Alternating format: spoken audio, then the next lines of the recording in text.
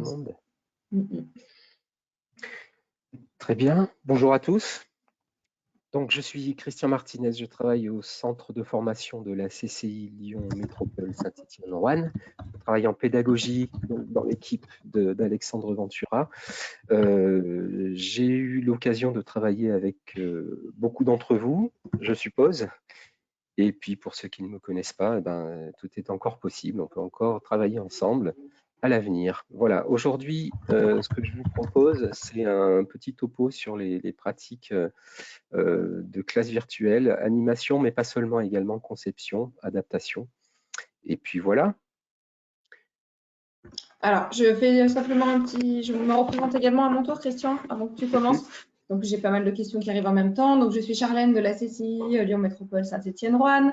Je suis coordinatrice web marketing et en charge des projets digitaux et j'anime depuis le début de ce confinement de 3 à 4 webinaires par semaine. Donc voilà, c'est avec plaisir que j'accompagne Christian. Je serai en fait le relais de vos questions que vous pouvez poser uniquement via le chat. Donc vous me demandez un petit peu là quel est le fonctionnement. Oui, vos micros sont fermés par défaut. Vous êtes plus de 140 à être connectés et à nous suivre en ce début d'après-midi. On est très contents. Donc les micros sont fermés. Vos caméras sont éteintes aussi, donc on ne vous voit pas, vous nous voyez, mais on ne vous voit pas. Et l'idée, c'est que vous puissiez intervenir et poser vos questions uniquement via ce chat. Vous êtes très nombreux, vous l'avez compris. Je vais peut-être devoir faire un peu de tri, de sélection dans les questions. Je ferai le moins possible et j'essaierai de poser le maximum de questions à Christian. Voilà, vous savez tout. Christian, c'est à toi. Merci. Ok, c'est parti. Alors, deux petites considérations là avant de commencer. Déjà, effectivement, je ne vous vois pas, je ne vous entends pas. C'est pas le mieux, c'est pas le plus confortable, vous le savez. Mais on va faire avec. Et puis, alors, une autre considération, c'est que ce qu'on fait là actuellement, c'est un webinaire.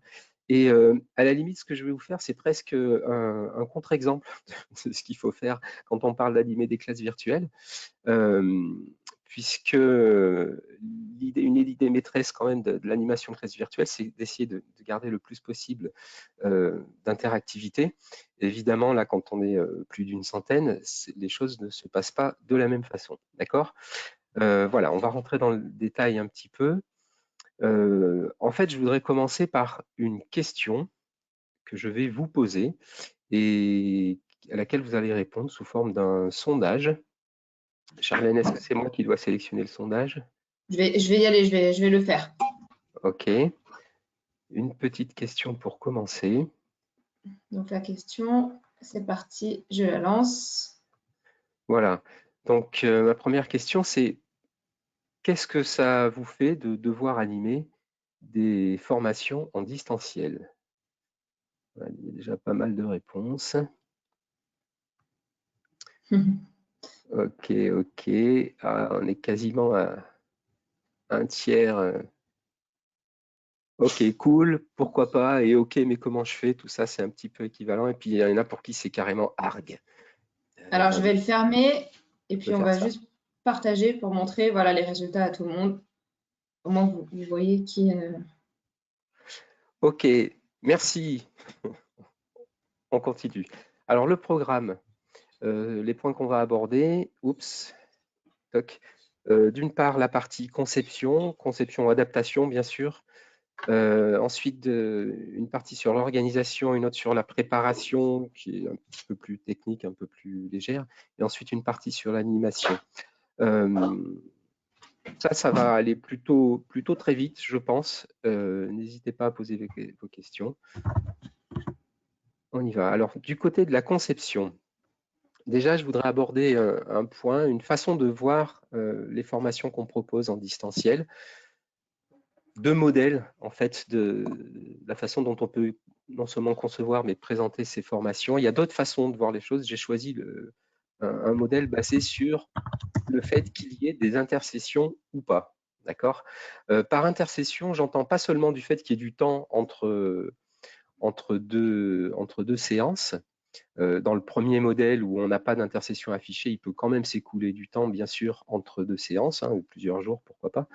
Donc, par intercession, j'entends effectivement une intercession au cours de laquelle on a demandé aux participants de travailler, de faire quelque chose. Ça peut être simplement des lectures, regarder une vidéo ou des vidéos, des exercices, du mobile learning, etc. Okay.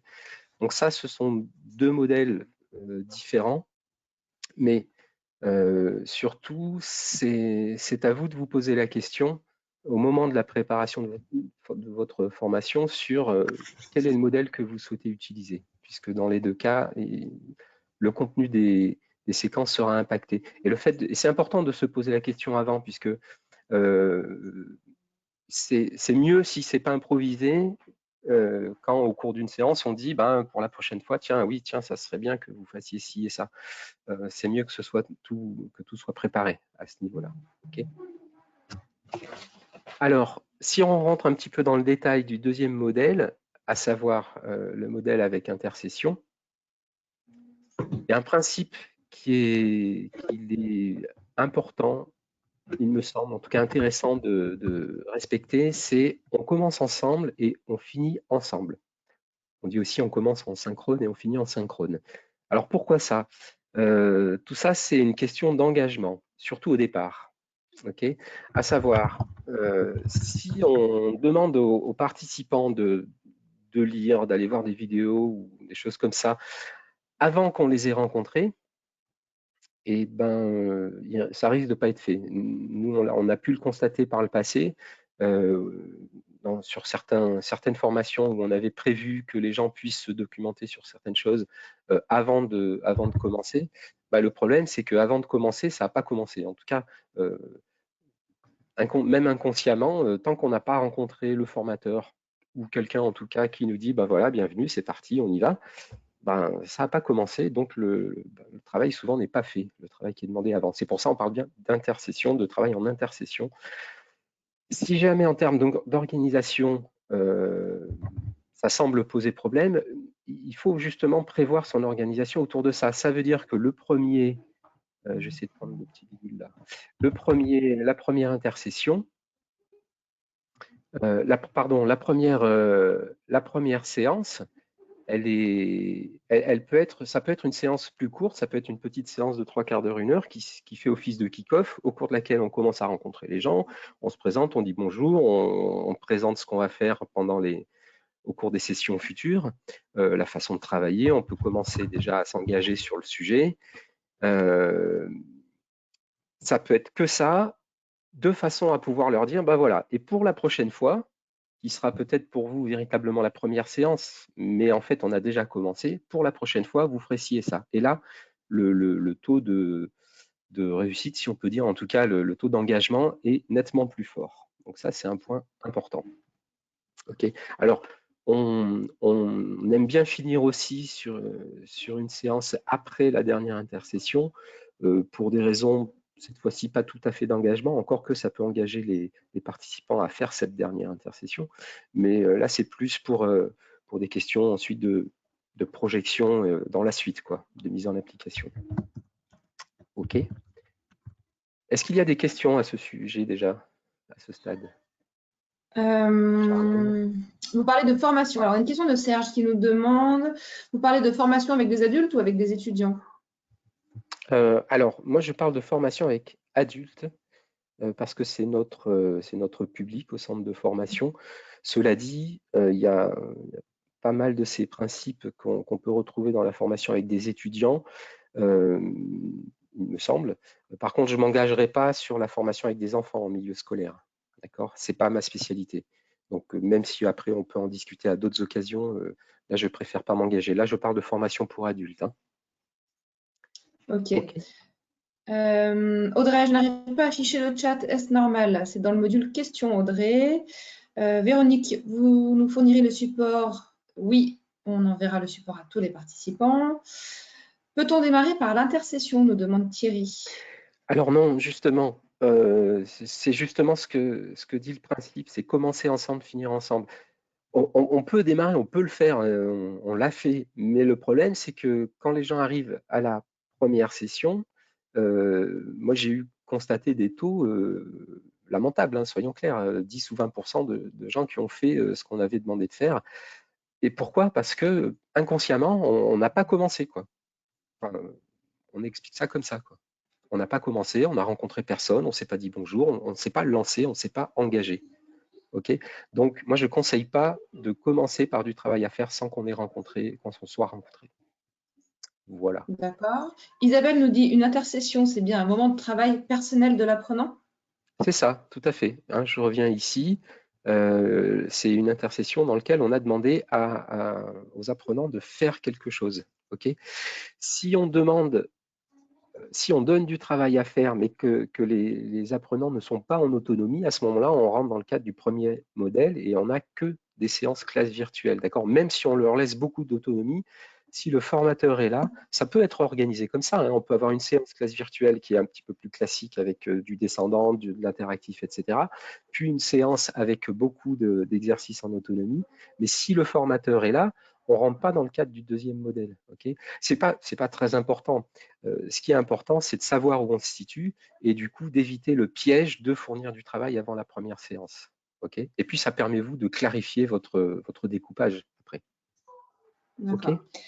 Régine nous demande, est-il judicieux de questionner les attentes quelques jours avant le démarrage de la première séance? Ah, alors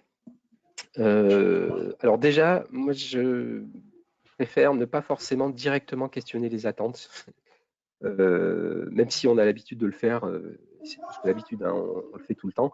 J'aime bien tourner un questionnement d'attente, on va dire, sous la forme non pas qu'est-ce que vous attendez, parce que là, souvent, c'est le bon moyen pour avoir une ou deux personnes qui répondent, clairement, sincèrement, et puis ensuite des personnes qui vous disent « Ah ben oui, ben moi, je sais pas » ou « Moi, ben, comme lui », etc. Et ça, moi, j'aime pas ça, ça m'agace. Ce que j'aime bien poser comme question, c'est qu'est-ce qui vous embête dans quel que soit le sujet qu'on est venu étudier, qu'est-ce qui vous embête, qu'est-ce qui vous travaille, quelles sont les questions que vous vous posez, c'est quoi qui fait obstacle à la pratique de ce qu'on est venu apprendre, d'accord? Et en procédant comme ça, et si possible en procédant, en les faisant réfléchir avant et ensuite restituer, déjà ça évite moi c'est comme lui, et puis ça permet que chacun vraiment s'engage et réponde. Et là les gens répondent. Si on leur demande qu'est-ce qui les embête le plus, là les gens répondent. Et du coup, ils répondent indirectement à la question des attentes. Et puis je trouve que en tant que formateur, en tant qu'animateur, ça nous donne des billes et ça nous donne du matériau pour la suite que moi j'ai tendance à trouver plus pertinent que la question qu'est-ce que vous attendez, quoi. Voilà. Et donc c'est pour cela, pour répondre enfin à la question, que je n'ai pas pour habitude de poser la question des attentes avant de rencontrer les gens. Parce que en plus, j'ai envie de les voir. Enfin, j'imagine qu'on a tous envie de voir les gens répondre parce que le langage corporel parle aussi beaucoup, quoi. Ok. Voilà. Alors, Oui. pardon, je continue avec les questions, Christian. Ok. Une question de Patrick. Peut-il y avoir un test final noté éventuellement? Oui, tout à fait, oui. Oui, oui. Enfin, là, C'est en fin d'intercession, je pense, oui, oui. la question. Ah, en, Ah, en fin oui. d'intercession? Non, en fin complètement, là. Oui, enfin, moi, j'ai pas, là, j'ai pas de préconisation particulière là-dessus. Hein. Ça peut, j'y vois pas d'inconvénient. Ce que je trouve intéressant en fin de session, au-delà d'un exercice, au-delà du fait qu'il soit noté ou pas, ça peut être une auto-évaluation, ça peut être une analyse réflexive. Mais moi, ce que j'aime bien, c'est un exercice qui permet de se projeter dans le futur proche après la formation et qui permet de dire ok, bah, je vais faire ci, je vais faire ça par rapport à tout ce qu'on a appris. Donc un exercice qui permet de réfléchir à tout ce qu'on a pu apprendre et à formuler comment je vais pouvoir le mettre en pratique, quoi. Bon, mais là on commence déjà à beaucoup s'avancer sur la suite, donc je propose de passer à la suite, à moins qu'il y ait encore Oui, juste la durée oui, optimale d'une intercession, nous demande Caroline. Quelle est la durée optimale? d'une intercession. Oui. Je pense que il me semble que ça ne doit pas dépasser une semaine, mais il y a pas, enfin pour moi, il n'y a pas de règle absolue. Nous, on a pu programmer des séances avec intercession explicitement, où il s'est coulé un mois d'intercession volontairement parce qu'on avait un travail à faire qui était conséquent. On demandait un travail conséquent aux stagiaires, aux apprenants. Et par conséquent, j'entends avec mise en application sur le lieu de travail, etc. Mais même dans ce cas-là, ce qu'on faisait, c'était on fait en sorte que le formateur soit joignable pendant ce temps-là et on organise justement en milieu de parcours un point par justement en distanciel, en synchrone, voilà, en classe virtuelle, quoi. Ok. Donc le temps en fait, dans l'absolu, je peux pas dire, c'est vraiment lié pas seulement à la nature de ce qu'on étudie, mais comment dire, à l'approche pédagogique qu'on a autour de ce qui est étudié et donc au travail qu'on veut demander. Voilà, j'espère que c'est clair. Ok, j'ai beaucoup de questions. Je vais te laisser poursuivre un peu, Christian, et Ouais, puis je vais on essaiera de poursuivre un peu. revenir. Allez. Ok. Alors, au niveau du scénario, voilà, on n'est pas tous des De Niro capables d'improviser des scènes cultes à la volée. Et donc ça, c'est vrai en présentiel, mais c'est encore plus vrai, si je puis dire, c'est plus dur encore en distanciel. D'accord? Donc on va essayer de ne pas laisser trop de place à l'impro. Ok? Donc ça veut dire créer un déroulé, un scénario précis et adapté. Donc créer ou adapter justement un scénario bien précis, à la fois en termes de contenu, en termes de modalité et en termes de durée. Alors vous allez me dire, ça c'est déjà vrai pour le présentiel. Bien sûr, évidemment. Mais le truc, c'est que là, vous n'allez pas pouvoir prendre votre scénario présentiel et puis dire, OK, c'est bon, je suis prêt, je vais juste étudier un outil sur ces aspects techniques et c'est parti, quoi. Vous pouvez toujours essayer, mais moi, je ne serais pas à l'aise de faire ça. Donc, il faut vraiment adapter son scénario. Adapter son scénario, ça veut dire déjà faire un découpage global, un peu macro, quoi, au niveau des séquences elles-mêmes, un petit peu pour voilà, imaginer quelles sont les séquences, quelles sont les intercessions s'il y en a, d'accord? Des séquences, donc pour répondre à la question tout à l'heure, qui vont durer 1 heure, 2 heures, 3 heures, ça peut être des séances de 3 heures, je reviendrai sur ce point de la durée, mais déjà, adapter ces séquences dans ce format-là, ok? Et ensuite, travailler sur les sous-séquences, en quelque sorte, les séquences qu'on va dérouler au cours d'une séance, ok, pour ensuite, séquence par séquence, se poser la question du contenu et de la modalité, et de la durée, bien sûr, mais contenu et modalité. Alors déjà, là, un petit point, c'est que moi, quand je réfléchis à un déroulé, ou quand on travaille avec un formateur sur un déroulé, et ceux qui ont déjà travaillé avec moi le savent, moi j'aime bien distinguer explicitement contenu et modalité. D'accord? Naturellement, on n'a pas forcément tendance à le faire, on peut le faire, mais pas forcément. Et le fait de se dire explicitement, OK, mon contenu c'est ça et ma modalité c'est ça, ça permet, je trouve, de réfléchir de façon plus confortable, plus simple, et de pouvoir, dans un premier temps, traiter les séquences en termes de contenu et dans un second temps, pourquoi pas, les traiter en termes de modalité pédagogique. OK?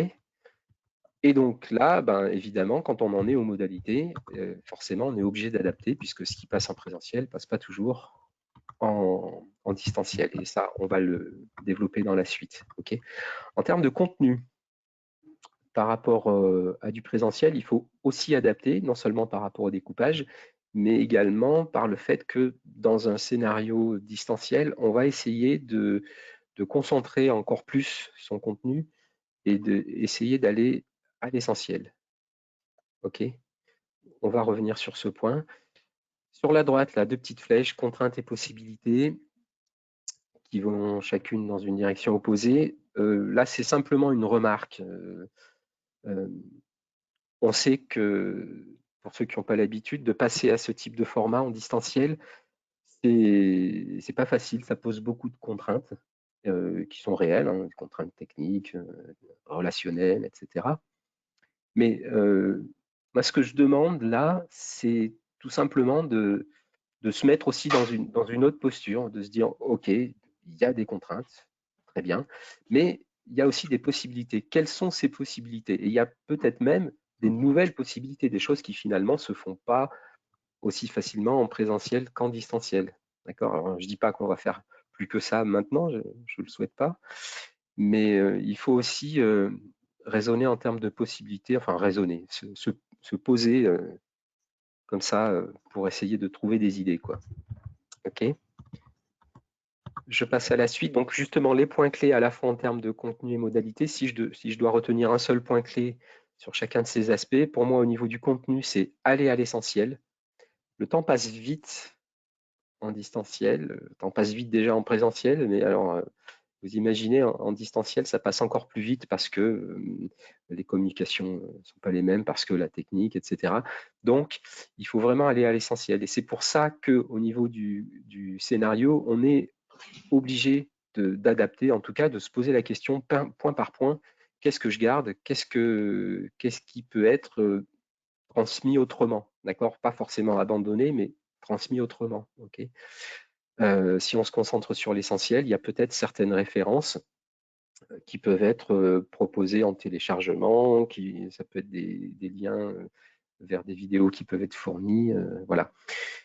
Et ça rejoint ce qu'on disait tout à l'heure par rapport à la structure de son scénario. C'est pour ça que ça forme un tout et qu'il faut le prévoir à l'avance, être bien clair avec ça et de dire, OK, sur cette séquence, je garde l'essentiel, c'est ça. Le reste, je le fournis en lecture, en vidéo à regarder pour la prochaine fois. Donc, c'est pour ça que tout est lié, il faut être bien clair à ce niveau-là. Et au niveau des modalités, donc c'est un petit peu ce que je vous disais tout à l'heure. Là, il faut surtout pas faire ce que je fais aujourd'hui. Là, on est dans un webinaire, on n'est pas dans une classe virtuelle. Et il faut privilégier l'échange. Essayer le plus possible de trouver des modalités qui vont permettre l'échange. Poser des questions ouvertes ou fermées, faire des quiz, des sondages si c'est possible, donner la parole, faire du partage d'expérience, etc. D'accord ? Tout ça dans l'idée le plus possible de pouvoir varier les activités. OK? J'enchaîne ou il y a des questions là? J'ai plein de questions, Christian. Oh là là, plein, à l'heure. Plein de questions, je ne sais même plus par où. Alors, est-ce que l'intercession peut-elle faire partie du temps de formation, nous demande Eric. Alors, là, malheureusement, je n'ai pas de réponse claire à vous donner parce que ça dépend. Là, on touche à la question du financement, par exemple. Et là, ce n'est pas mon champ d'expertise. Pour être plus précis, parfois oui, parfois non. Mais ça, c'est quelque chose dont il faut. C'est un point qu'il faut travailler avec l'expert, la personne qui vend la formation, en fonction des différentes modalités. Ça dépend. Malheureusement, je ne peux pas être plus précis. Là. Ok, Marie-Christine, elle revient sur les attentes, obstacles. Peut-on le faire via le chat en début? Oui, tout à fait, exactement. Oui, bonne remarque. Hein, on va développer un petit peu après sur les modalités, mais oui, c'est une bonne façon de faire. Quand on est en présentiel, moi j'aime bien le faire avec des images, un photolangage, avec des cartes Dixit par exemple, ce genre de choses. Là, c'est plus compliqué en distanciel de faire avec des images. Donc, moi, je trouve que le chat va bien. Et justement, une façon de faire que j'aime bien, c'est, encore une fois, quand on est en classe virtuelle et pas en webinaire, c'est de poser une question donc, de ce type, question ouverte, plus généralement, pas seulement la question des obstacles, quoi. De demander aux participants de taper leurs réponses sur le chat, mais de ne pas faire entrer. D'accord? Une fois que tout le monde est prêt, tout le monde fait entrer et à ce moment-là, on voit les réponses qui s'affichent. Ça peut être des mots-clés, des bouts de phrases. Après, on demande aux participants de développer. Mais l'idée, c'est de retrouver cette notion « je réfléchis tout seul », on ne s'influence pas les uns les autres, ok? Et ensuite, eh ben, on discute, on débriefe, on demande aux personnes de commenter leurs réponses, etc. Donc oui, ça peut carrément se faire. Ouais. Ok. Marilyn nous demande quels sont vos précaux pour l'envoi des supports de formation avant le démarrage, après la clôture, au libre choix du formateur? Ouais, alors moi, pas avant. C'est mon avis. Hein. Tout ce que je vous dis là aujourd'hui, c'est mes avis, mes opinions, mes expériences, voilà. Et en particulier là-dessus, moi, je préconise pas du tout de l'envoyer avant. Je sais pas, j'ai peut-être peur de spoiler ce que je vais faire derrière.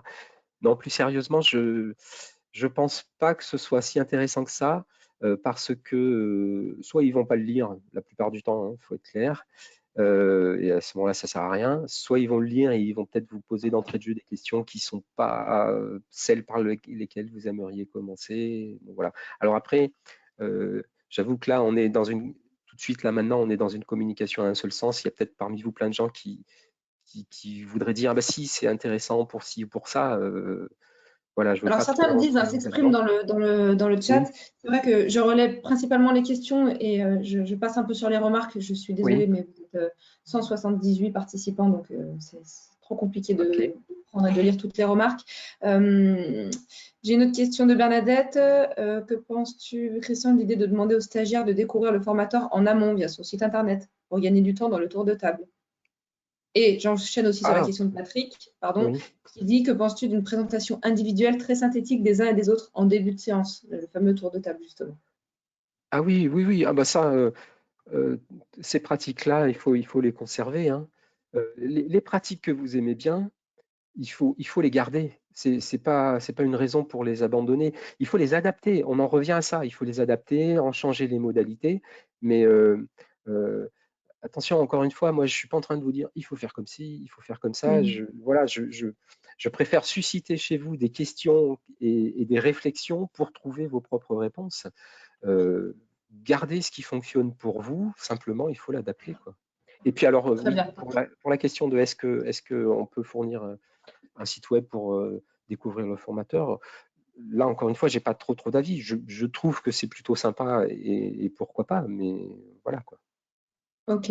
On a une Ok? question de Anne qui nous dit justement à propos du langage corporel auquel elle Oui, est très attachée. Qu'en est-il oui. en visio? Comment le renforcer? Euh, grande question.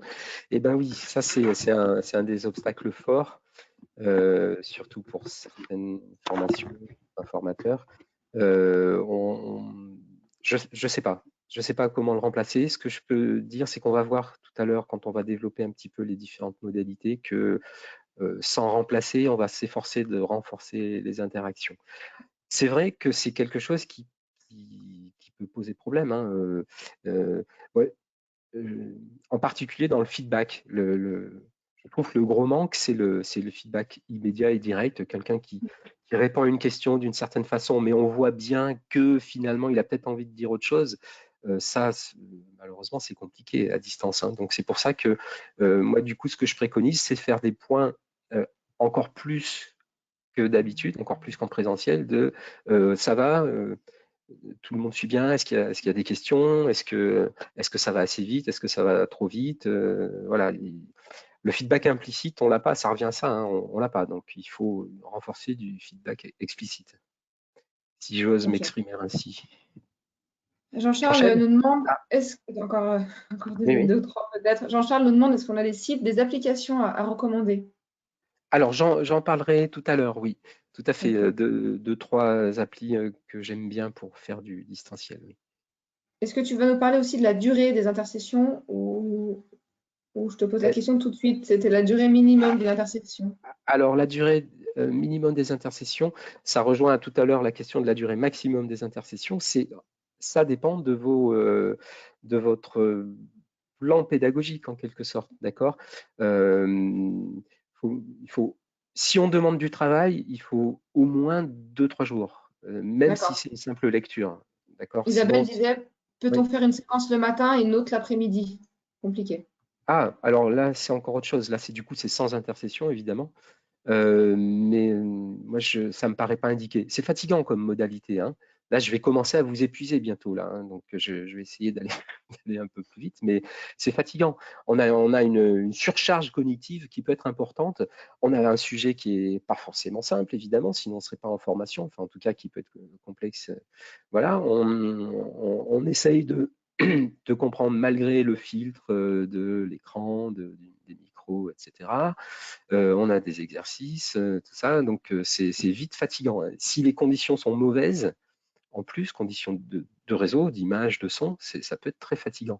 Donc déjà, une bonne séance de, de 3 heures, ce qui est déjà beaucoup, c'est déjà pas mal. Maintenant, attention, je vais aborder ce point juste après. En ce moment, c'est pas comme d'habitude. Ok. Jusqu'à présent, jusqu'à il y a quelques semaines, on disait, ben oui, les séances en distanciel, faut pas que ça dépasse 1 heure et demie. Aujourd'hui, on fait du 3 heures, quoi, parce que les circonstances le demandent, ou en tout cas, c'est comme ça, quoi. Ok. J'enchaîne? Oui, juste, est-ce qu'il est Oui. opportun d'enregistrer les séances pour les transmettre aux participants ou Surtout. d'enregistrer pour les proposer plus tard? Oui, pourquoi pas. Pourquoi pas. Donc là, on vous a dit qu'on enregistrait au début. Euh, oui, pourquoi pas. Le tout, après que vous décidez de le faire ou pas, le tout, c'est de prévenir les personnes que vous le faites en début de séance. D'accord? Euh, Avec, si je peux me permettre, le risque que les gens demandent le replay ne soient pas là au rendez-vous. voilà. Et puis, oui, voilà. Ok. J'enchaîne? Oui, Et Charlène, si tu vois des fois que je réponds pas ou à côté de la question, tu me dis, hein, tu me laisses pas faire. pas de problème, on fait au mieux. Ok, ça marche. Ok, du côté du support visuel, moi, il me semble que ça paraît pas mal d'essayer de soigner un petit peu son support visuel. Ça ne veut pas dire juste qu'il soit joli, d'accord? Mais là encore, on retrouve un point important qui est d'aller à l'essentiel, là aussi, alléger, éviter les grosses tartines sur les slides.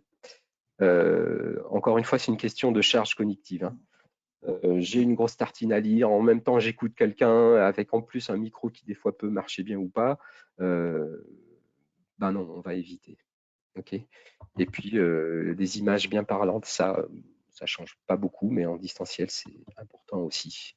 Alors du fun si possible, c'est facile de dire ça, mais encore, bon, c'est à l'appréciation de chacun. Ok. Du côté de l'organisation. Alors, avant d'aller sur l'orga, est-ce qu'il y a une question un petit peu plus globale sur la conception-adaptation? Euh, Non, je vais te laisser Non? dérouler, Christian, et Ça puis je marche, reviendrai. j'enchaîne. J'ai Ok, beaucoup de questions sur les outils, en fait, hein, aussi. ok, bah j'y Ok, viens. allez. Alors, déjà en termes d'organisation, dans l'idéal, j'ai bien marqué dans l'idéal, 3 petits points, euh, jusqu'à 12 participantes en collectif en classe virtuelle, 1h30. Ok, bon, c'est indicatif. Déjà, jusqu'à 12 participants, c'est pas mal, hein. Je parle de classe virtuelle, je ne parle pas de webinaire. Mais alors, justement, c'est intéressant de voir, enfin, de se représenter, c'est que moins j'ai de participants, plus je suis dans une classe virtuelle, et puis plus j'en ai, plus je m'approche du format webinaire comme on est en train de faire maintenant, quoi, d'accord? C'est-à-dire que moins j'ai de participants, plus je peux faire de l'interaction, et plus j'en ai, moins je peux en faire. Ok. Euh, Jusqu'à 12 pour une classe virtuelle, ça commence à être pas mal, hein. 6-8, c'est déjà bien. Au-delà, il faut gérer. Après, c'est plus une question d'habitude et de technique, quoi. Enfin, de capacité technique, quoi. Ok.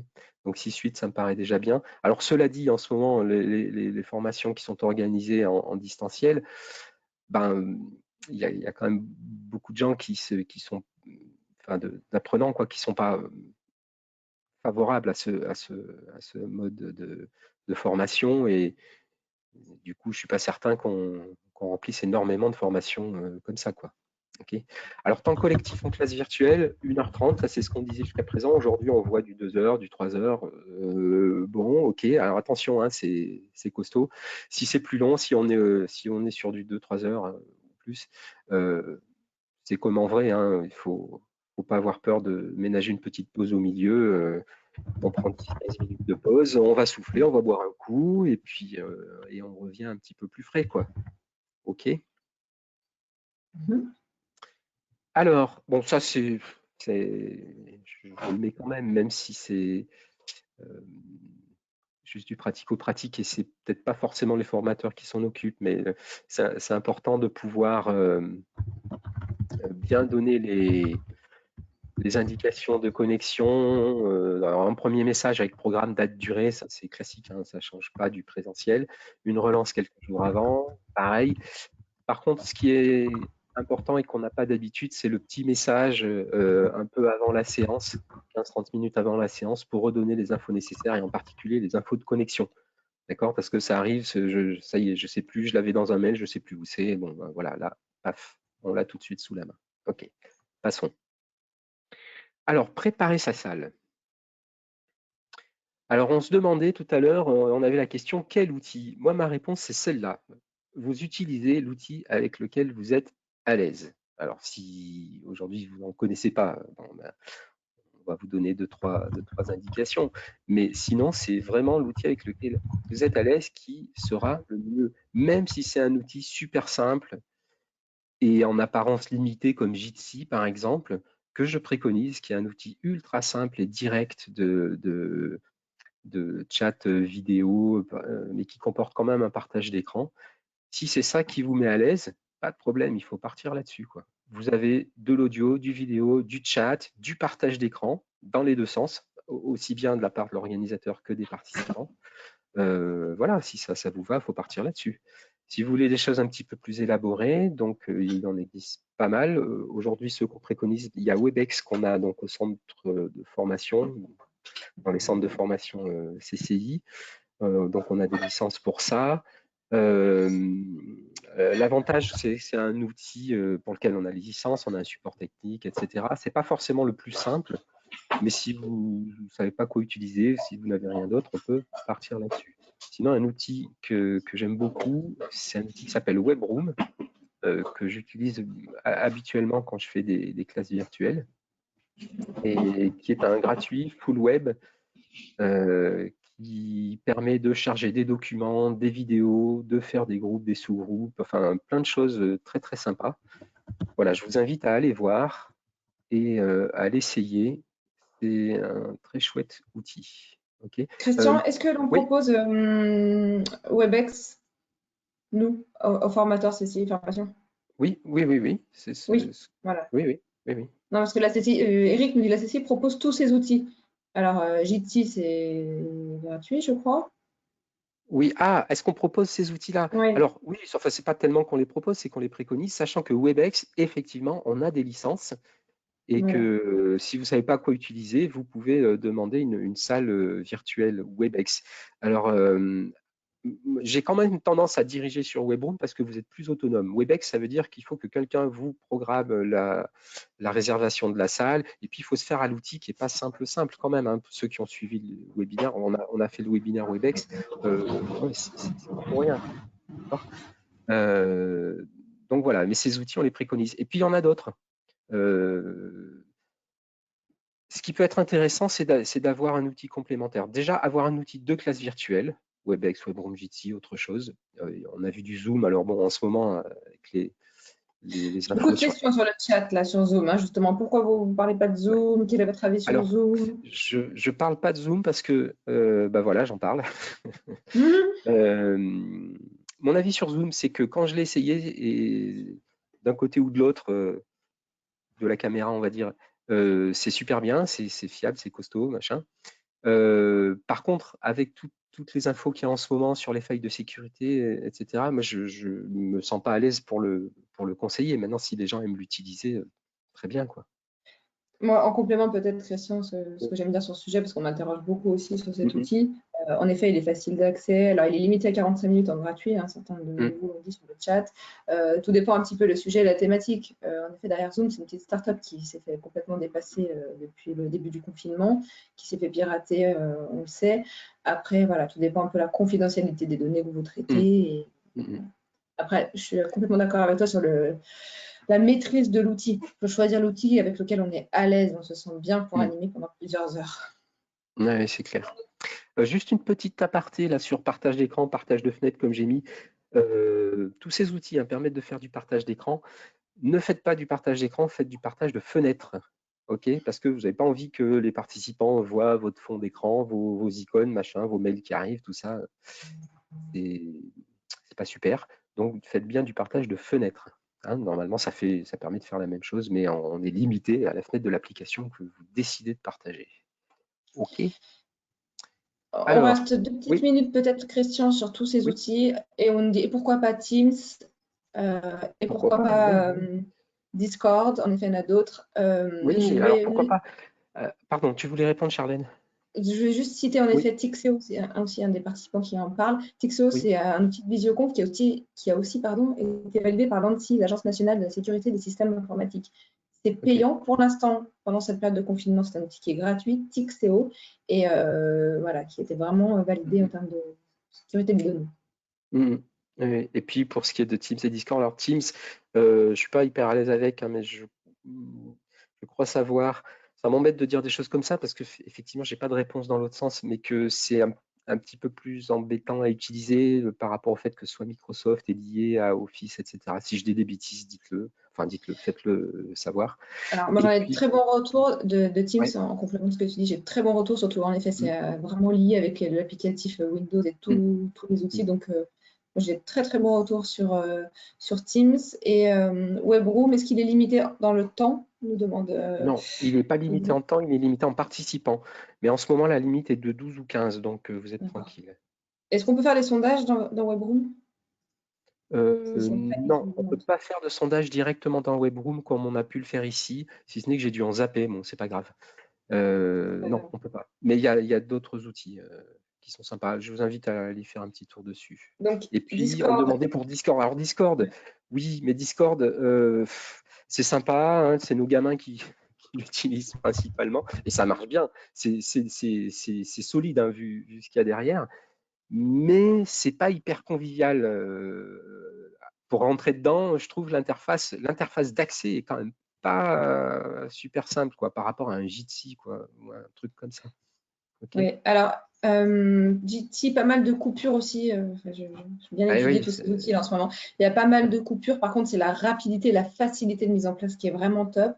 Par contre, sur un rendez-vous comme les vôtres, sur une classe virtuelle, en effet, on me parle aussi Skype ou Google Hangout. Alors, Skype, Google ouais, Hangout, c'est en train de devenir Google Teams. J'ai ouais, suivi hier même un webinaire avec cet outil-là. J'ai trouvé ça plutôt pas mal. Mais voilà, ouais. à tester en termes de fonctionnalité. Oui, Google Teams Hangout, par contre, ça nécessite, enfin, c'est pas très contraignant, mais il faut le savoir, ça nécessite un compte Google. Il faut que tous vos participants aient un compte Google. Si ça n'a pas changé, hein, Charlène. Oui, oui, il faut avoir un compte Google, en effet. C'est Enfin, ça. ou se créer un compte ou se connecter avec un compte URL. Ok, Unique Maxi.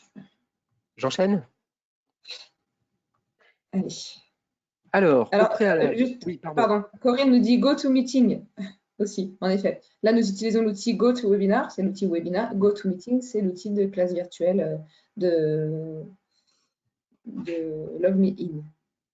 Je ne connais pas. C'est l'outil que l'on utilise, c'est le pendant en visio de l'outil que l'on utilise actuellement. Ok, ça marche. Alors ensuite, au préalable, bah, il faut se préparer, c'est-à-dire qu'il faut faire ce que moi j'ai pas super bien fait pour aujourd'hui. C'est un outil que je connais pas là qu'on utilise, donc voilà, c'est pour ça que j'ai l'air un peu pas très malin sur certaines fonctionnalités. Mais l'outil que vous utilisez pour votre classe virtuelle, prenez-le bien en main, testez-en les fonctionnalités et surtout validez en quelque sorte tout l'équipement, à la fois le matériel, le logiciel, et testez ça dans les mêmes conditions que la classe virtuelle que vous allez animer. Ça veut dire même endroit, même poste, même prise, même tout pareil, quoi. D'accord? Parce que d'une pièce à l'autre, peut-être que le Wi-Fi marche pas de la même façon, ou si c'est un CPL, pareil. Donc testez bien ça dans les mêmes conditions. Ok. Oui. Pardon, Christian, je Mm. corrige. En effet, un compte classique suffit pour utiliser Ah ok. Google Teams. On n'a pas besoin d'avoir un compte boîte mail Google. En effet. Ok. Ok. Très Merci bien. Jean-Christophe qui est déjà. Ok. Et puis donc avant la séance, dans la mesure où l'outil le permet, préparez votre salle, c'est-à-dire bon c'est un petit peu des évidences ça, mais pour ceux qui n'ont jamais fait, c'est important de, ouais, de savoir ça, quoi. Donc, préparer sa salle, ça veut dire, ben, je vais ouvrir la salle, le canal, je vais récupérer le lien s'il faut que je le communique, je vais charger toutes mes ressources, mes fichiers, mon PDF, mes quiz peut-être, donc que ce soit tout bien prêt, tout bien décoré quand les gens arrivent, quand les invités arrivent. Ok. Et puis prévoir une petite marge pour que tout le monde soit connecté. Bon, oui, parfois ça peut prendre un petit peu de temps pour que certains participants puissent se connecter convenablement. Voilà quoi. Est-ce qu'on va produire une liste, nous demande Philippe. Deux. Est-ce qu'on va leur fournir une liste de tous les outils dont nous avons parlé? Alors, j'ai pas spécialement de liste d'outils. Par contre, ce que j'ai, que je vais pouvoir fournir, c'est une synthèse de tout ça, là, de tout ce qu'on voit en ce moment-là. D'accord? Ça ne sera pas le Ok, support tel que vous le voyez, c'est un document de synthèse en 2 pages. Voilà. d'accord. Qu'est-ce que cela signifie décorer une salle virtuelle, nous demande Thierry. Oui, pardon. Non, mais je veux dire, on prépare sa salle. Non, il ne s'agit pas de la décorer. C'était une image. C'est juste préparer, avoir toutes ces ressources, tous ces fichiers, si l'outil le permet, d'avoir tout sous la main au moment où la séance commence, quoi, tout simplement. Quoi. OK. Pardon pour cet abus de Ok. langage. Alors, on arrive à l'animation. Animation. Donc là, quelques petites généralités un peu évidentes pour certaines, bien sûr. Mais disons que je voulais tout avoir sur un même, sur un même schéma. Donc, ce qui est important ici, à ce stade, parce que le premier point, dernier point, ça ne change pas d'habitude, hein, ça c'est chacun qui fait à sa façon. Par contre, les points centraux, faire une rapide présentation de l'outil de classe virtuelle et les règles de discussion. Ça, ça prend 30 secondes, hein, 1 minute, et c'est juste histoire de clarifier, de dire, bah voilà, vous avez le chat ici, vous pouvez couper votre micro ici, le mettre en route, couper votre vidéo, et puis si vous avez des questions, levez la main. Alors soit il y a des outils qui disent, hop, je clique, je lève la main, soit tout simplement on lève la main devant la caméra, et puis voilà, ça marche aussi bien. Alors bien sûr, ces règles de discussion, c'est valable si vous avez 2 participants ou 3, ça va, on va pas se marcher dessus, d'accord? Si on commence à être 4, 6, 8, là c'est intéressant de dire, on lève la main quand on veut parler, parce qu'en plus, des fois avec les décalages entre l'image, le son, et puis le temps qu'on entende bien, que ça arrive bien, on a vite fait de parler tous en même temps, quoi. Donc voilà, ça c'est des petites mises en garde simples. Et puis donc, encore plus qu'en présentiel, hein, l'idée c'est de vraiment pouvoir privilégier le dialogue, s'assurer de la participation de chacun. Okay, éviter les longs monologues là, tels que je fais en ce moment, donner la parole le plus possible. Et pour ça, ça veut dire effectivement, soit on le fait comme ça à la volée, évidemment, ça n'empêche pas ça, mais ça veut dire aussi préparer des petits exercices qui vont permettre de privilégier cette façon de faire, d'accord? Des questions, des quiz, des sondages.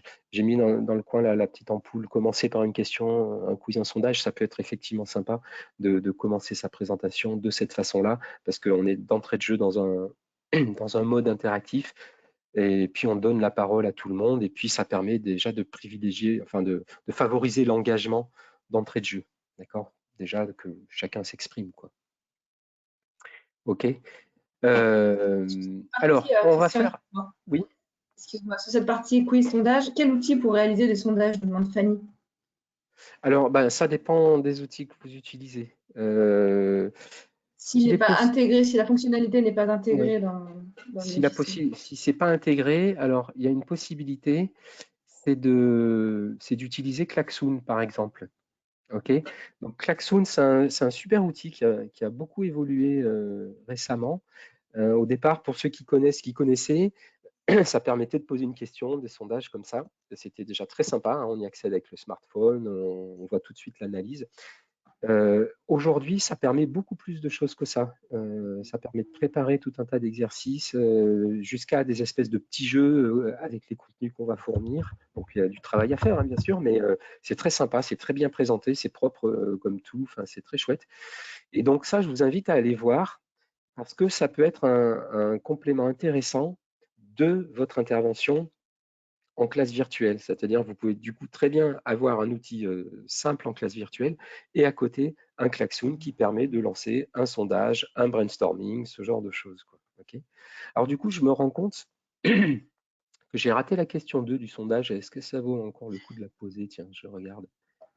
C'était quoi? Alors, Alors tiens, oui, pensez-vous on va la privilégier les poser. formations distancielles? Voilà, on va la poser, cette question Allez, 2. Les questions, voilà. je lance.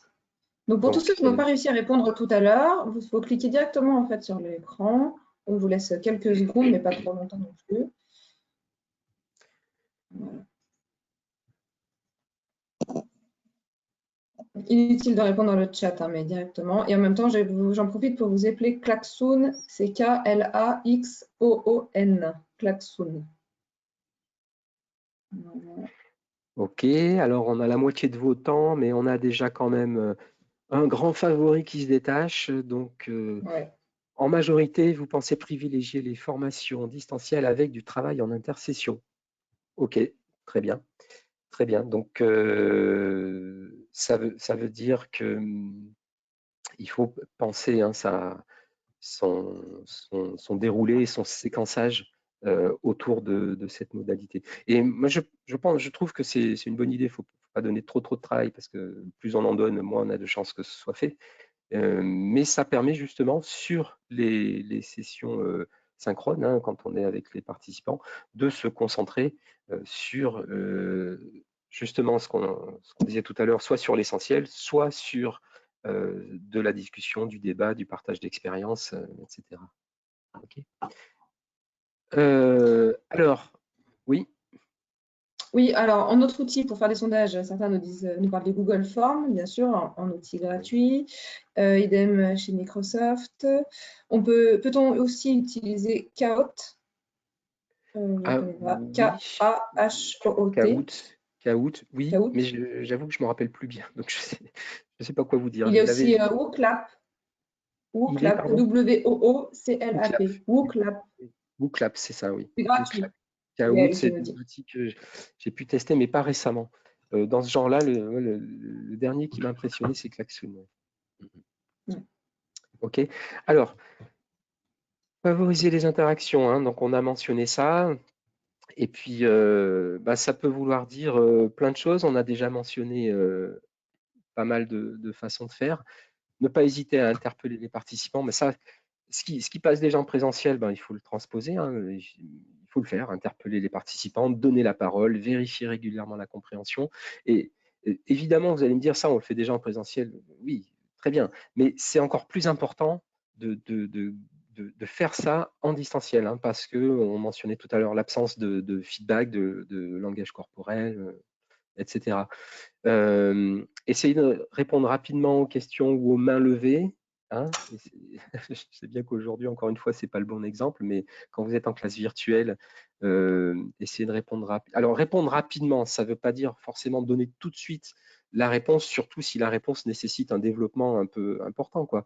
Mais ça veut dire au moins dire, OK, oui, ce point-là, rapidement, c'est ça et ça, mais ça sera développé tout à l'heure ou pas. Enfin bon, là, c'est basique, hein, vous allez me dire, mais en tout cas, ça rentre dans l'idée d'essayer vraiment d'être quand même le plus interactif possible. Ensuite, au niveau des modalités, des exercices eux-mêmes qu'on peut proposer, il ne faut pas hésiter à utiliser les outils simples qu'on a, comme par exemple le chat. Avec un chat, on peut faire un quiz, par exemple, d'accord? On a mentionné tout à l'heure le tour de table avec réflexion individuelle, les gens réfléchissent et attendent avant de taper sur entrée. On peut utiliser pour les outils qui permettent des tableaux blancs, qui permettent par exemple de faire du brainstorm ou des sortes de nuages de mots, en tout cas des réflexions collectives ou en groupe. Alors, bien sûr, tous les outils ne le permettent pas, mais certains le permettent, comme Webroom par exemple. Voilà. Et là, on a une nouvelle question à vous poser. Alors, la troisième question, c'était quel exercice évoqué avez-vous envie de mettre en place? Je lance. Voilà. Donc là, on ne va pas vous speeder pour répondre. Hein. Enfin, on va vous laisser quelques grosses secondes au lieu de quelques secondes. Parmi les différents exercices qu'on avait posés, prenez le temps de vous dire, tiens, j'essaierai bien ça, par exemple. Qu'est-ce qui m'intéresse?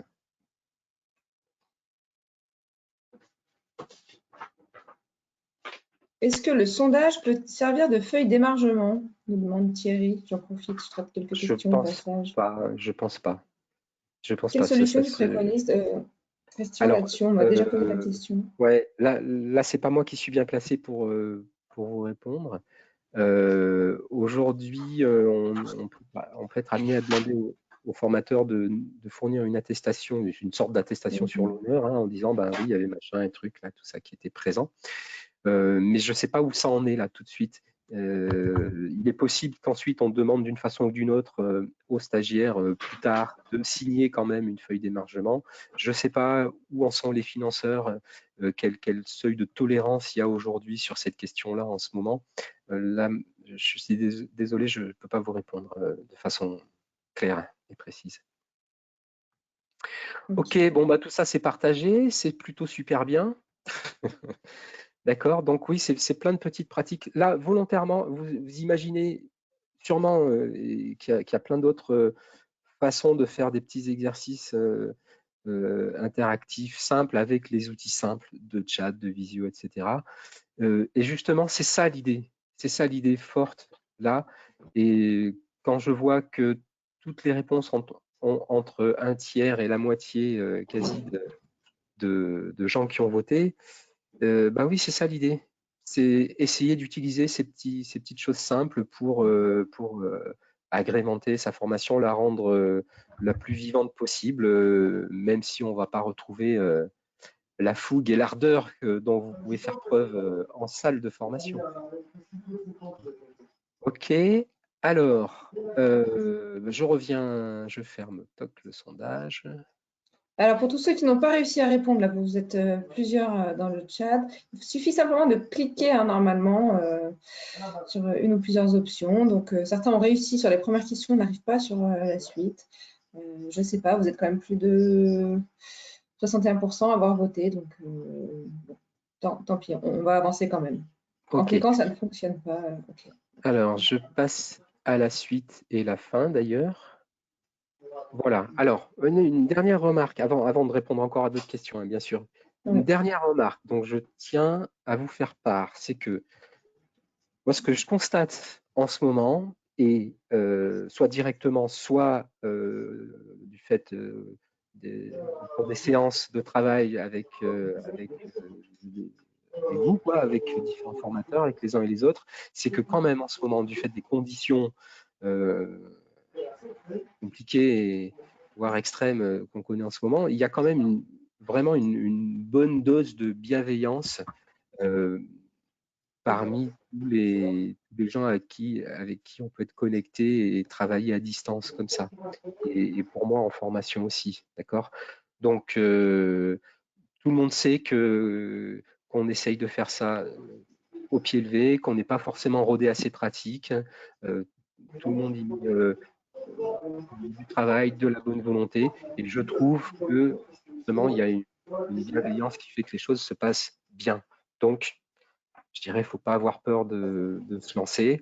Commencez, allez-y progressivement, pour ceux qui n'ont jamais fait, bien sûr. Allez-y progressivement. Commencez avec un outil simple, des pratiques simples sur une première séance, d'accord? Et puis la séance suivante, même au cours d'une même formation, vous pouvez utiliser, demander des exercices un petit peu plus élaborés, peut-être. J'ai un retour micro, là, je ne sais pas d'où ça vient. Voilà. OK. OK. En conclusion de la séance, bon, c'est un peu comme en présentiel, on va finir par une note, on va essayer de finir par une note un peu dynamique, avec pourquoi pas un exercice résumé, pareil, avec les différentes modalités qu'on a pu voir, et puis évaluer, pourquoi pas par sondage ou par tour de table rapide. D'ailleurs, à ce propos, je vais vous proposer un dernier sondage. Et maintenant? Alors, Et maintenant, je lance le sondage. Et maintenant, est-ce que je suis prêt à me lancer? J'appréhende un peu ou ce n'est pas pour moi? peut-être un peu Donc, tôt, j'aurais dû peut-être attendre les questions-réponses. c'est vrai. Dans le chat, beaucoup m'ont dit pour que ça fonctionne, ils ont testé, je crois, ils se sont un petit peu entraînés. Il ne faut pas être en plein écran, a priori. Pour que quoi fonctionne? Pour arriver à participer au sondage, à répondre, il ne faut pas être en plein écran. D'accord. Alors, je crois savoir. Ok. Ok. Je suis en plein écran et tout fonctionne. Bon. Ok. Très bien. Alors là, je dis bêtement ok, parce que je suis en train de suivre les résultats, là, le résultat des courses. Et j'avoue que c'est plutôt sympa. C'est plutôt sympa. Tu dis, Charlène, quand tu veux partager, à moins que ce soit déjà fait, je ne sais pas.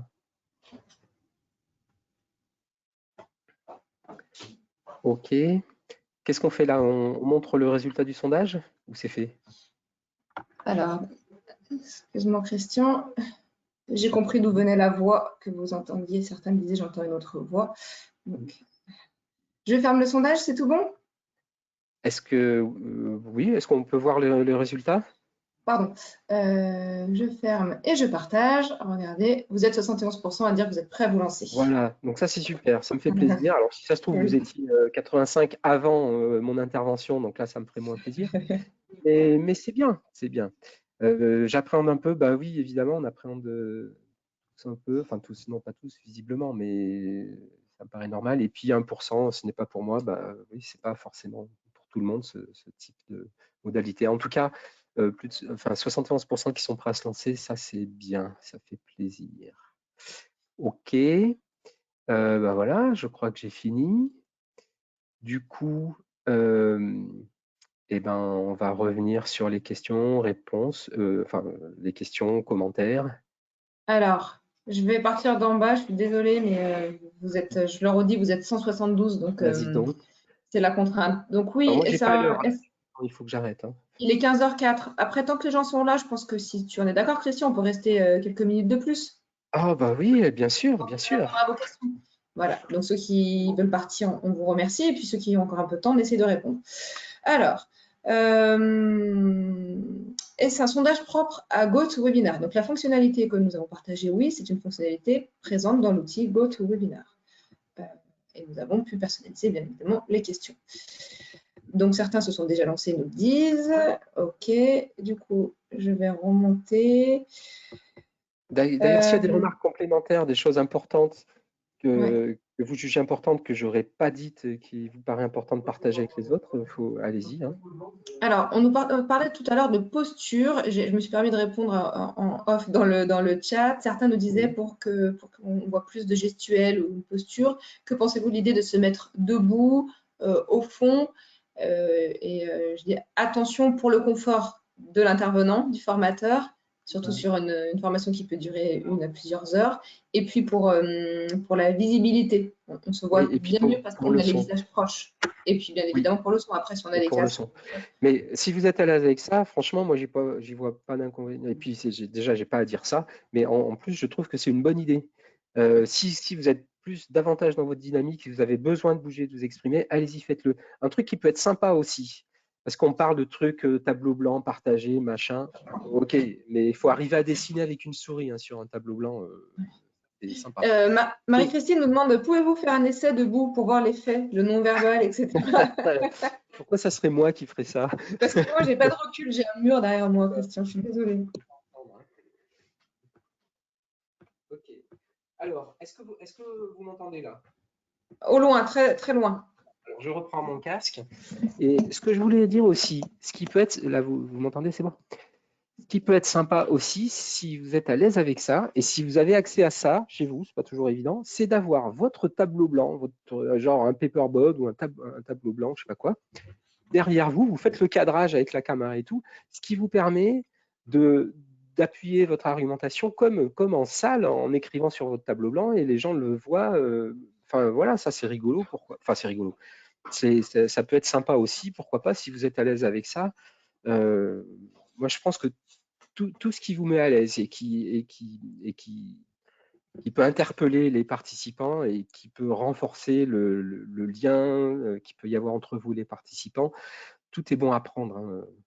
Faut pas hésiter. Ok.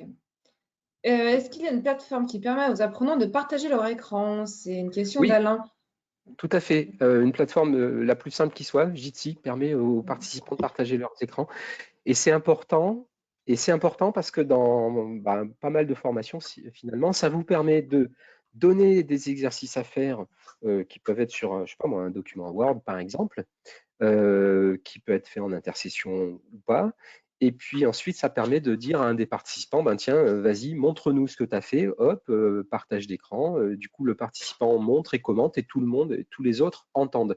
Donc ça, c'est sympa. Et c'est même, je parlais tout à l'heure, hein, on opposait les contraintes et possibilités. Finalement, ça, c'est même une possibilité qui va plus loin que ce qu'on peut faire en présentiel selon les formations qu'on a. Les formations en bureautique, par exemple, ben pour eux, c'est vachement bien ça. Voilà. Cette fonctionnalité de partage d'écran, vous allez la retrouver dans tous les bons outils du marché, hein, je pense. C'est une des fonctionnalités. J'essaie de faire un petit peu le tri, je suis désolée. Alors, il y a des questions qui ont été posées ici sur les contraintes ou sur les difficultés techniques, pardon, que les formateurs, que les participants pourraient rencontrer. Quelles propositions la CCI peut proposer, Ah oui, sachant que alors, les formateurs me disent, nous, on n'est pas informaticiens, oui, comment on les aide s'ils n'arrivent pas à se connecter, s'ils ont des difficultés? ouais, ça c'est compliqué. Euh, S'il y a des difficultés de connexion,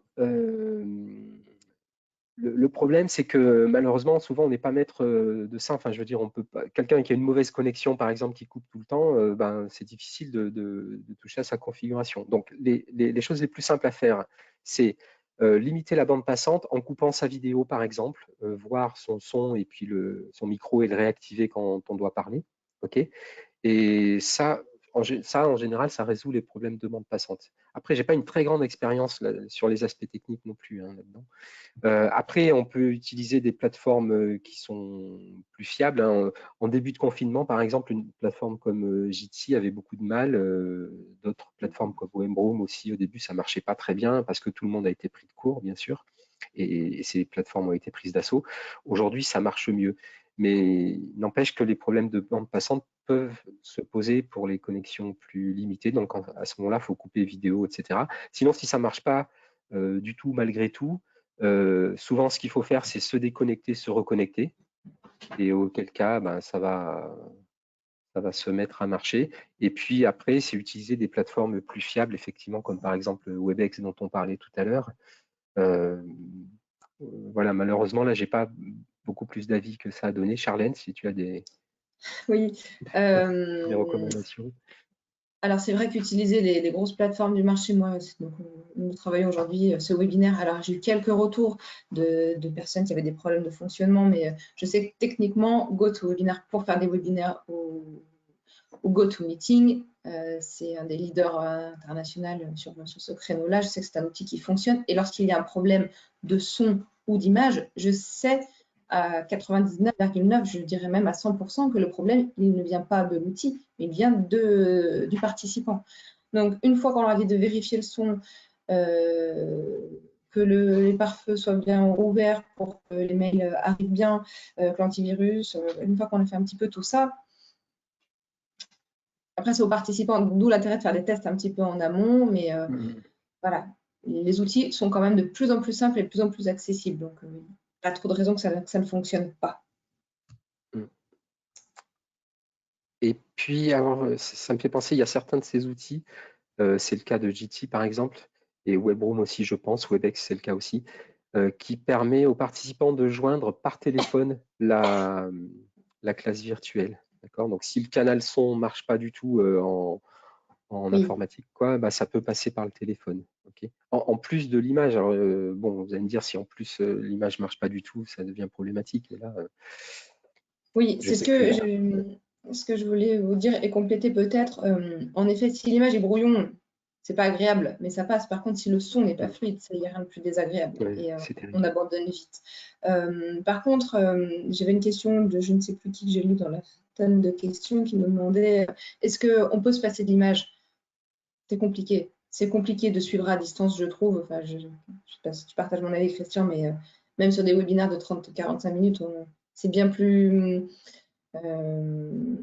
c'est bien plus interactif de voir des gens qui parlent Mm. plutôt que d'écouter et que on n'est pas sur des podcasts. On est vraiment, Ouais, ouais. Et puis, oui, c'est ça, c'est ce que j'allais dire.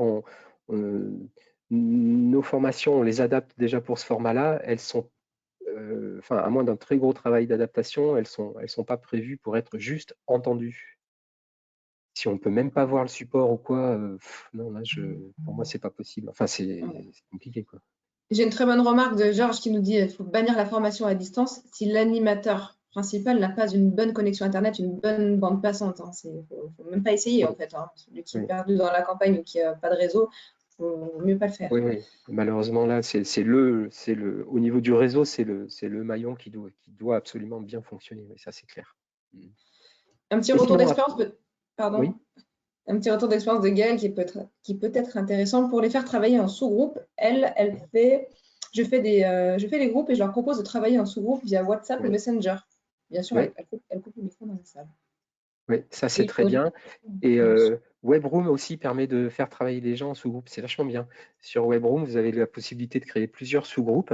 Et puis, vous manipulez très facilement. Vous mettez les participants dans un groupe, dans un autre, vous les rejoignez, vous quittez. Ensuite, vous éclatez les groupes, tout le monde revient. Ça, c'est bien. Quand ça marche. Non, mais c'est bien. Une deuxième caméra, Klaus nous pose la question. Idéalement, oui, je pense que c'est top. D'accord. Une deuxième caméra. J'ai pas d'avis, je sais pas. J'ai jamais fait. Est-ce qu'il y a C'est des plus questions? compliqué à gérer, mais ça peut être très intéressant. Est-ce qu'il y aurait des questions plus côté pédagogique que technique? C'est pas hyper mon fort non plus, la technique. J'avais vu une question sur l'obligation de la feuille de présence. J'avais vu une remarque qui me disait que c'était plus obligatoire, je crois. En ce moment, c'est ça? Ouais. Je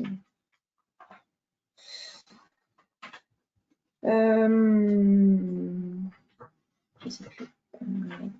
Ah oui, alors une petite astuce tout bête, mais à laquelle on ne pense pas forcément la première fois qu'on se lance dans une séance comme ça.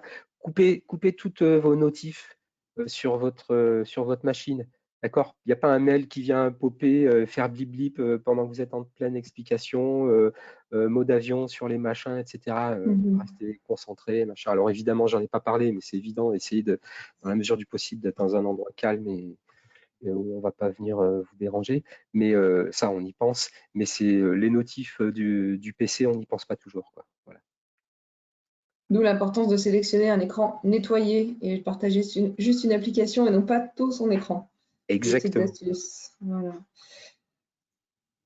Alors, beaucoup de questions techniques, donc je passe. Je passe. Alors, sur les outils, peut-être que dans le partage du support, on pourra redire et lister tous les outils, Christian. OK. Alors, ce que je ferai, voilà.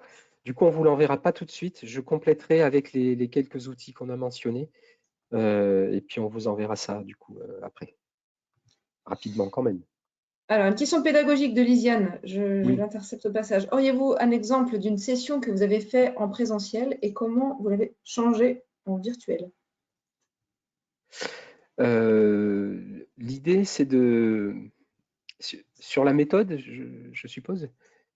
Oui, Sur- comment il a été adapté en fait. euh, L'idée, c'est de prendre son déroulé, d'accord, de le reséquencer en blocs de 1 à 3 heures, tel qu'on prévoit de les donner. Alors attention, cette partie-là, il est possible qu'elle doive se faire avec l'organisateur de la formation, le vendeur, l'expert, le responsable de la formation, d'accord? Puisque ça suppose aussi de trouver des dates qui vont bien, etc. D'accord? Donc, de découper ça en gros blocs, en séances d'1 à 3 heures, et ensuite de prendre chacune des sous-séquences et de se poser la question à la fois au niveau du contenu, qu'est-ce qui est essentiel et qu'est-ce que je garde, et ensuite se poser la question à chaque fois de la modalité. Et le simple fait de faire cet exercice, de se poser la question à chaque fois, ça va vous permettre de transposer et de vous dire, OK, cette séquence-là, maintenant, elle correspond à cette séquence-là, je la faisais de cette façon, je ne peux pas, maintenant je la fais de telle autre façon, et de procéder comme ça pour chacune de vos séquences. Je ne sais pas si je réponds bien à la question là. J'ai une autre question qui a été posée plusieurs fois par Serge qui insiste et Oui. qui me dit, il a raison, comment faire de la pratique de type entretien de vente? Ah ah ah! Serait-ce mon ami Serge? De la pratique entretien de vente, bah, écoute Serge, tu J'ai essaieras. Thierry aussi qui me pose la D'accord. question, comment animer des sketchs de vente en classe virtuelle? Eh ben, je sais pas. Moi, ce que je serais tenté de faire, c'est pourquoi pas de faire une tentative de mise en situation par visio. Je pense que ça peut être sympa, ça peut fonctionner. Maintenant, je dis clairement, je ne l'ai pas expérimenté moi-même, d'accord? Mais je pense que c'est quelque chose qui doit se tenter. Sans compter que si ça se trouve, ils vont devoir pratiquer à distance aussi de toute façon. Non, pardon, c'est une mauvaise blague, mais je pense que ça peut se tenter de faire des mises en situation à distance. De toute façon, tout le monde est conscient des conditions et des limites et est prêt à faire un certain effort, je pense. Donc, fais des visios à distance, des mises en situation en visio, et puis tu nous diras comment ça se passe. Ok, sur la feuille de présence, là j'ai Nathalie qui nous dit la feuille de présence n'est plus opératoire. L'État a élaboré un certificat de connexion à distance. Ah, super. Ok, très bien. Voilà, Très bien, on merci. reviendra là-dessus. Et j'ai eu beaucoup de fois la question, est-ce que la CCI prévoit une formation plus technique de mise en pratique de ces outils? Et ben oui, il y a eu déjà des webinaires sur WebEx. Il n'y en a pas sur Webroom, mais moi je fais de l'accompagnement sous forme d'atelier ou en individuel pour les formateurs avec qui on travaille. Donc si vous avez si on travaille ensemble, mais j'imagine que si vous êtes là, c'est le cas ou ça peut être le cas, à ce moment-là, vous pouvez me contacter. J'organise des ateliers où je prends ce que j'ai fait aujourd'hui sous forme plus interactive, mais s'il faut faire des ateliers plus spécifiques consacrés à tel ou tel outil. Alors, je dis tel ou tel outil. Attention, je vais pas en présenter 15 différents, hein. Je vais me consacrer à 2 ou 3. Le tout, c'est que chacun en trouve un qui lui convienne, quoi. Donc oui, on peut se contacter derrière et voir ce qu'on peut faire ensemble. Et s'il y a une forte demande à ce moment-là, pourquoi pas refaire ce type d'exercice, mais autour d'un outil, quoi. On verra. Ok. Je suis intéressée. À quand le prochain webinaire sur WebEx? Je sais pas. Est-ce qu'on va proposer une formation sur Klaxoon?